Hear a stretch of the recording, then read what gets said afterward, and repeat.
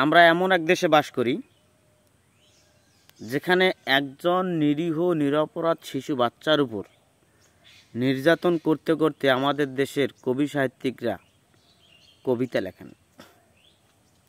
অন্যান্য দেশে মানুষ কারো প্রেমে পড়ে কবিতা লেখে, প্রকৃতির প্রেমে পড়ে কবিতা লেখে, পশু পাখির প্রেমে পড়ে কবিতা লেখে, আদার্স আরও আনুষঙ্গিক বিভিন্ন বিষয়ের উপর কবিতা লেখে। আর আমাদের এটা বাংলাদেশ, যেখানে যার সব সম্ভবের দেশ বাংলাদেশ, এখানে একজন নিরীহ নিরপরাধ শিশুর উপর অত্যাচার করতে করতে কবিতা লেখা হয়।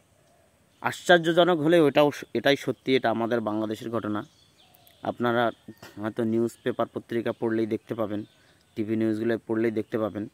এটা আসলে কোন ধরনের মানসিকতা এটা আমার বুঝে আসে না, আপনাদের বোধগম্য হতে পারে। একজন শিশুর উপর অত্যাচার করতে করতে তিনি কবিতা লেখেন। তিনি কোন ধরনের কবিতা লেখেন আর কোন ধরনের কবি বা কোন মাপের কবি, এটা আপনাদের উপর ছেড়ে দিলাম, আপনারা বিচার করবেন। তো একজন নিরপরাধ শিশু বাচ্চার উপর অত্যাচার করতে করতে সেক দেওয়া, মানে গরম রড সেক গরম করে তাকে সেক দিতে দিতে তিনি কবিতা লেখেন।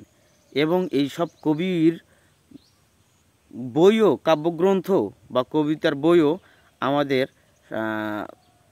কিছু পরিবেশনা আছে, প্রকাশনা আছে যারা প্রকাশ করে।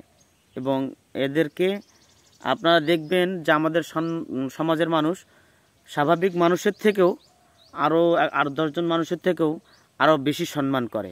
অথচ আপনি আপনার মেধা দিয়ে আপনি বিচার করেন তারা কতটুকু সম্মানের জায়গা রাখছে আপনার অন্তরে। আর দেশ এই সব মানুষকে জায়গা দেয়, সম্মান দেয়, বড় বড় উচ্চ পর্যায়ের দেখে। আসলে আমি যতদূর দেখতেছি, যারা সবচেয়ে বড় দেশের সবচেয়ে বড় বড় পর্যায়ে আছে, তাদের ভিতরেই কোনো না কোনো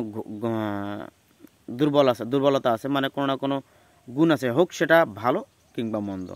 এখন দেখেন যে গুণটার দিক দেখলে বলা যায় যে খারাপ দিকটাই বেশি বের হয়।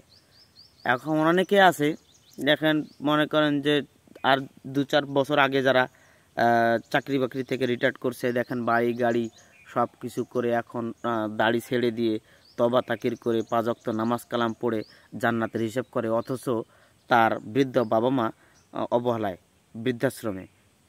অথচ তারা দেশে আজকে সমাজে বা কোনো একটা জায়গায় গেলে তারা চেয়ারের সম্মানের জায়গাটা, সম্মানিত চেয়ারটা তারাই আগে বসতে পায়। অথচ তারা দেখেন কীরকম নিরীহ নিরপরাধ মানুষের উপর নির্যাতন করে।